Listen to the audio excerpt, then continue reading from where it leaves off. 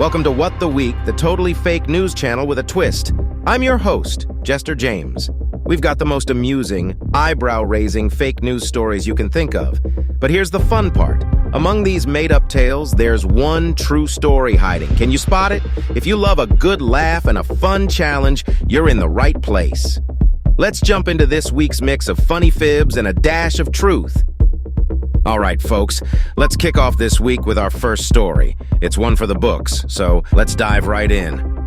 Let me tell you a tale from Springfield, Colorado. A man, cruising a tad too fast, gets flagged down by the police. Now he has a rough idea.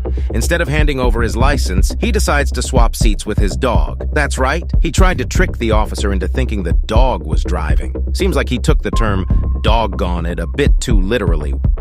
Unfortunately for our man, the officer wasn't easily fooled by this barking mad scheme. When confronted, he chose to bolt. Sadly, he was as good at running as he was at swapping seats with his pet. A mere 20-yard sprint ended in his arrest. The dog, a true good boy, was handed over to an acquaintance and was let off with a warning. It seems the dog's involvement in this comical criminal act was just a case of being in the wrong car at the wrong time. So next time you find yourself in a hairy situation, remember, don't involve your dog in your tricks or you might end up in the kennel.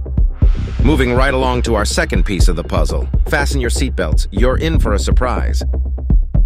In an unexpected move, RockFit Gym is breaking new ground, quite literally, by launching a unique fitness program for an often sedentary group, Pet Rocks. Owner Flint Pebbleton, full of enthusiasm, said, "It's high time these rocks rolled off those shelves and got active." This revolutionary program includes sunbathing sessions for vitamin D and rigorous rolling routines to keep the rocks in peak physical shape. The gym's new initiative has sparked a surge in pet rock accessories. From tiny sweatbands to miniature velvet yoga mats, the pet rock fitness craze is in full swing. Despite critics calling this a publicity stunt, RockFit Gym is standing firm on their new program, already boasting a full booking roster for the next month. Pebbleton retorted to the naysayers, "They're just stuck between a rock and a hard place." Whether this plan will set the bedrock for the next fitness trend or just erode away is yet to be seen. But for now, it's certainly causing ripples and plenty of laughter in the fitness world. Onwards and upwards, here comes our third tale. This one's got a twist, so stay tuned. In a sizzling breakfast breakthrough, local inventor Dr. Crumbie has served up a piping hot innovation, self-buttering toast. Using his patented butter batter, Dr. Crumbie's bread actually sweats butter as it toasts. At his recent press conference, Crumbie couldn't resist a pun.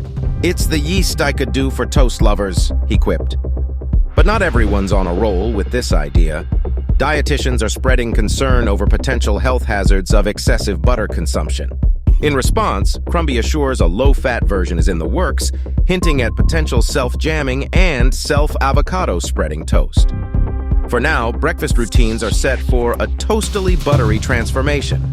While awaiting the toast revolution, we all must butter our own bread. But remember, in Crumbie's world, no toast is left unbuttered. So, raise a toast to the buttery future, and let's crunch into this delightful dawn.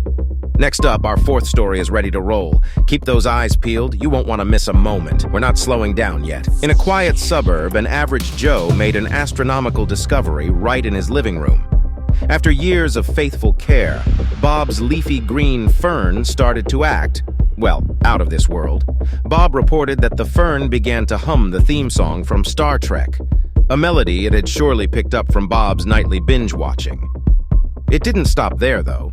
The houseplant sprouted shiny metallic antennae that bobbed rhythmically along with the tune. Soon, the houseplant was communicating with other appliances, influencing the toaster to burn cryptic patterns onto Bob's morning toast. Even the fridge started chilling at an unusually cold minus 273.15 degrees Celsius, also known as absolute zero, a temperature more suited to outer space. Stunned scientists have descended on Bob's house, eager to learn more about this extraterrestrial flora. Meanwhile, Bob is just hoping his alien plant hasn't developed a taste for human snacks. Here comes story number 5. Buckle up for this roller coaster of a tale. A local hardware hobbyist, Fred Dibble, has turned his town upside down with an invention that's as baffling as it is brilliant. He's repurposed an old microwave into a time machine, but it has one unique quirk. It only zaps you to lunchtime. In what Dibble has called a feature, not a bug, the townsfolk have found themselves in a perpetual state of midday munchies. Breakfast, dinner, overrated, Dibble proclaimed. Who needs them when you have non-stop lunch? As a result, residents have found themselves in an endless loop of sandwiches, soups, and the occasional slice of pizza. However, this continual feast has prompted an unexpected surge in gym memberships as the townsfolk attempt to counteract the culinary consequences of their constant lunch escapades. Sensing an opportunity, Dibble announced plans for his next venture. A gym membership that only charges during lunchtime. How's that for motivation? With every ping of the microwave, Dibble has turned lunchtime into a thrilling escapade of time travel and turkey clubs. His invention may not rewrite the annals of history, but it's certainly rewritten the town's meal plan. As for what's next on Dibble's plate, maybe a dishwasher that only cleans during tea time. Rolling into day 6, we've got another gem for you. Prepare for the unexpected. In the offbeat town of Eccentricityville, local treasure fanatic Sam Shiny Seeker has the townsfolk buzzing. Sam, known for his penchant for sparkles, is entirely convinced he's discovered the end of a rainbow in his own garden. With his signature go-getter attitude, Sam has marked the colorful spectacle with a "Do Not Disturb" sign, broadcasting his plans to unearth a mythical pot of gold. He's even rallied his trusty garden gnomes to keep watch over his luminous quest. Eccentricityville's amused inhabitants are having a field day, placing bets on when Sam's aha moment about the scientific realities of rainbows will occur. Meanwhile, the ever-resourceful local science teacher, Mrs. Spectrum, is using this amusing situation as a teaching moment for her students. So, stay tuned as we await Sam's impending enlightenment on the nature of rainbows, and in the meantime, enjoy the whimsy that only Eccentricityville can provide. And finally, here's our last story to wrap up the week.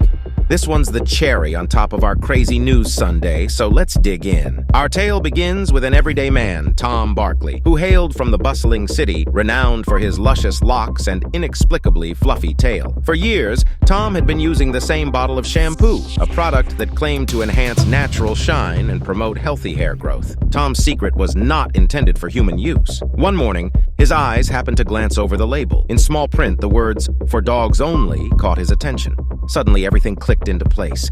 The extra bounce in his hair, his sudden fondness for fetching sticks, and of course, the fluffy tail that had sprouted above his derriere. "I thought the tail was due to my genetic makeup or a side effect of watching too many werewolf movies," Tom confessed. His discovery has prompted Tom to switch to human shampoo, but not before his story has gone viral, causing a flurry of laughter across the city. And as for the tail, Tom has decided to keep it. After all, it does make for a great conversation starter at parties. As we leave you with this tail tale, remember to always check your shampoo label unless you too fancy growing a tail and an affinity for sticks. And to Tom, we say, good boy, Tom, good boy. And that's it for this week's What the Week. We hope you had a good laugh and enjoyed the surprises. But remember, one of these stories wasn't a joke. It was true. Did you figure out which one? Let us know in the comments. And don't forget to hit that subscribe button to stay in the loop. We're cooking up new, funny, mostly fake news almost every day. Until next time, I'm Jester James, wishing you a good night, lots of laughs, and many more What the Week moments.